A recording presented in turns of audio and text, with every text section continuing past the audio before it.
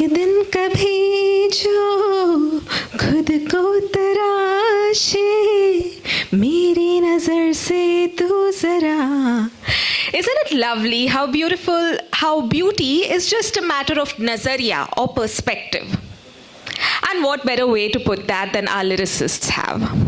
Speaking of nazariya, did you know that Ganesha, the Indian deity who is known as a Vigna Harta or the remover of obstacles today, was once upon a time known as Vigna Karta, the creator of obstacles? Confused? Let me explain. So in olden times, whenever there was any flood or any famine, people would attribute such natural catastrophes to an angry version of this deity whose depiction is not so common today. And they would try to appease him with some offerings or some rituals until the situation would subside. But over time, as society evolved and we decided to break the loop of fear and replace it with faith, he was not only not the source of obstacles, but he also became the remover of obstacles.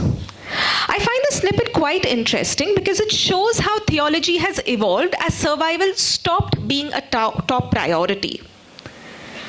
But isn't it equally strange that survival is almost a given today, yet so many of us put our bodies under the feeling of constant threat as if it were in survival mode? Well, at least I did back in 2019 when I was on a self-guided journey, self-guided being the red flag over here, to lose a lot of weight.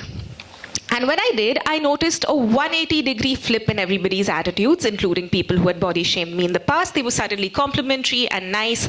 I remember sharing news about my promotion with a group of people, and they brushed it off, and they soon followed up with, congratulatory messages about my weight loss. So it somehow became the only thing that mattered to people, and soon enough it became the only thing that mattered to me as well.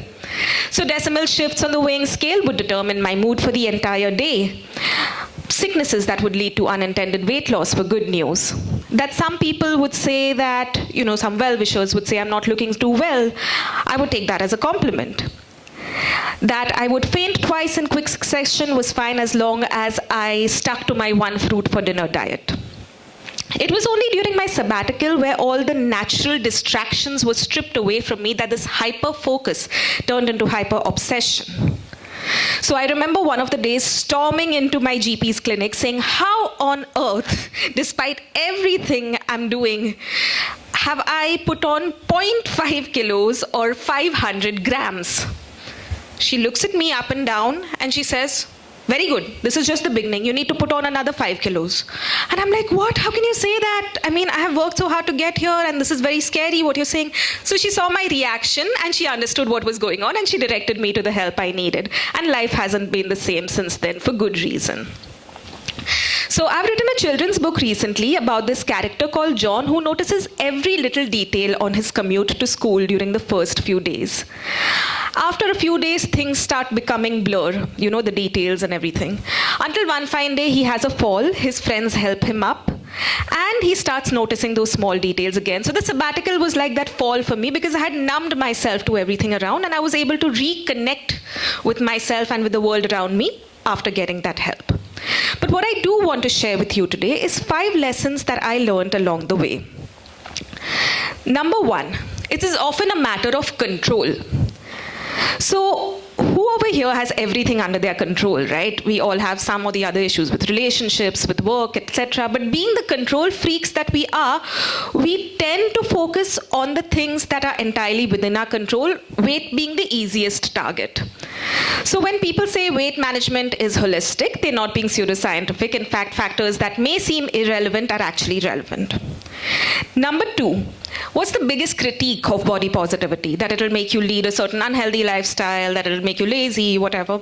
But acceptance is anything but complacency for me. What is acceptance? It's the opposite of denial. Why would you want to be in denial about something? You accept that there is an issue, You probably need to fix it, and you're on a journey to fix it. That's that. You don't need to hate yourself along the way. And who's not on a journey? Some of us are on an intellectual journey when we learn something. Some of us are on an emotional journey when we go to therapy or when we read self-help books even. Some of us are on a physical journey like I was. Some of us are on a spiritual journey. Some of us are on a mix of all of these. But somehow when the journey is physical, things become so apparent that we get restless until we see those tangible results. But it's important to remind ourselves it's a journey like any other. Number 3, healing is not linear. So the expectation is I'm going to go to my therapist today and I'm going to come back home, look into the mirror, flick my hair and say I'm worth it. Unfortunately, it doesn't work that way. With therapy, things often become worse before they get better. So the journey is usually from body hatred to body neutrality to body acceptance to body positivity. I may be skipping some stages in between, forgive me, therapist. But the crux is that sometimes body neutrality itself is fine. Let's not judge ourselves for judging ourselves. That just becomes an inception of judgment, which is best enjoyed on screen.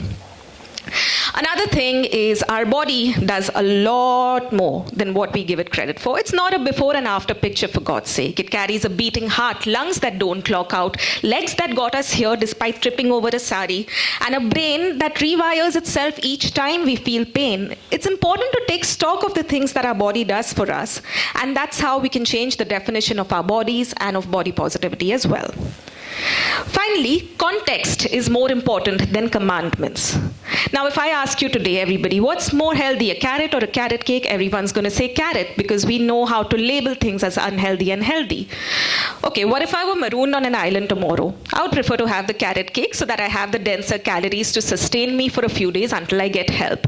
Of course, these are extreme situations, but my point is needs vary according to contexts. Suppose I'm unwell, or if I'm on my menstrual cycle, or if I am extremely active, or if somebody is a sports person, if somebody needs to be extremely alert because they have some looming deadlines. It's important to be flexible with diets. Now, I was introduced as a researcher, so of course I'm going to quote some research. According to a global survey of 93,000 people across 93 countries, they spend at least 4 hours a day on beauty-related activities. In the US alone, expenditure on the beauty industry is $305 billion. Now, I'm not saying that we shouldn't indulge, we all do. I'm a consumer of the beauty industry as well. But what I mean is let's give people back some of that investment of time and money by complimenting them not for their looks, but for the energy they bring into the room, for their voice, for their talent, for their ability to place themselves in somebody else's shoes, for their empathy, for so many other things that we can compliment them for apart from the way they look. By talking to kids, telling them, hey, you know what? Don't listen to those stories. You don't need to turn into a swan to be accepted by your group. And if you're not being accepted by your group, that's not your group, and you'll get your group someday. So I started off by speaking about Ganesha, and I have an interesting story about Ganesha, a second one. So Ganesha went crying to his mother Parvati, who did not resort to immediately consoling him, but she transformed into Shyamale, which is a less conventional form of beauty, with skulls hanging around her neck and whatnot.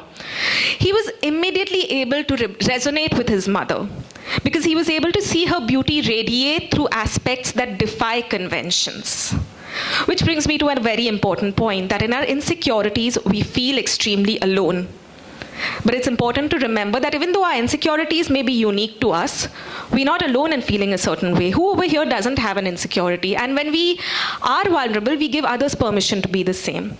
Which reminds me of a second book for kids that I wrote about this character called Luna. And her dress gets stained with some green paint.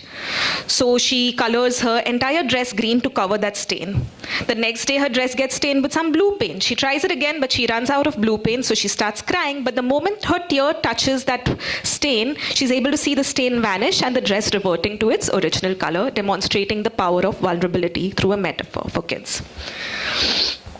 Now, having spoken so much about Ganesha, how can we not speak about his favorite food?